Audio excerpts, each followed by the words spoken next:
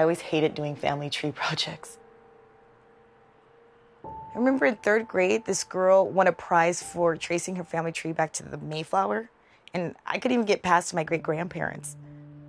But it was working on this with my mom that I learned the truth about what had happened.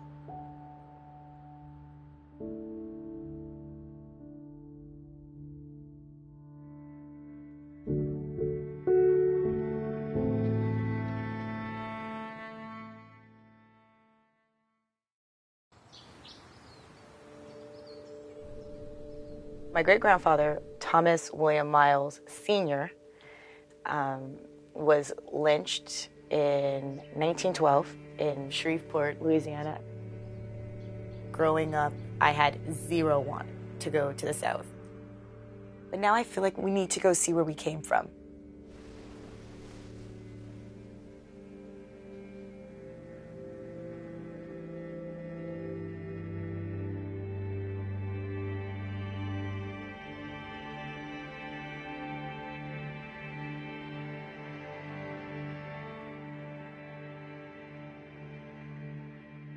All confirmed passengers should now be boarding at gate number 18. Follow me down. Excitement. Babies, oh, I like Follow me it. down. As kids, my grandfather was never discussed. I knew my father grew up without a father, but we were like, what happened? How come they didn't talk about him, you know? We know that he had a business on 526 Common. His house was on 1109 Allen. The undertaker was named J.S. Williams. We really want to go to the archives just to see, was there any additional information that we could find? These are also directories in the time period in which you guys are looking for your ancestor. They accused him of writing some insulting letters to a white woman and arrested him. They didn't have enough evidence, so he was absolved, but they let him out the back door of the jail, and there was a mob waiting for him. Back then, passing a note to a white woman was enough to get you killed. This was terrorism. How dare you own a business? We're going to use you as an example of what happens to black people if you try to better yourself. These are the arrest records. Yeah. So I haven't had a chance to look at them yet. So wait a minute. They went from the 7th to the 4th? Tell Miles, I found him. Oh my gosh. Wow. It literally says suspect. Suspect of what? Yeah. What are you suspicious of? The family uprooted and came to California. Dad was only 6 years old. They no longer had a breadwinner. My grandmother had to go out and get a job, so then my father had to go live with his grandparents. For what? Because somebody handed somebody some letters? All they did was break up a family. Oh, so this is the foundation. I think technically his house would have been on that corner, I think. That corner? I think so. You know, you can read something, hear it secondhand, but it's not the same as when you see it and feel it.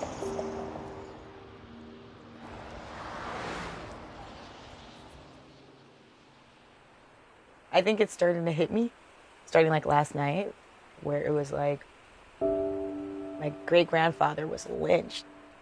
This man was taken and he was hung up and strangled to death. He was also shot. They shot bullets in him. I'm just hoping I'll feel his spirit there. Okay. Yeah, breathe. Just breathe. You know, keep breathing.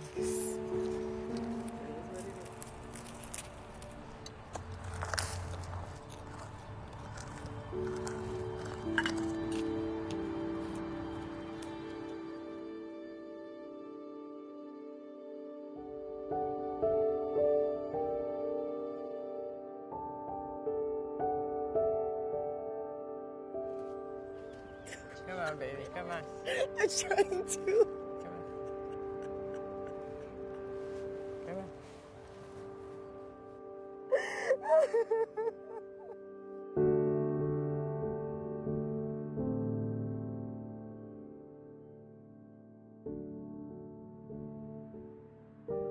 Obviously, this is not just us. It happened to many families.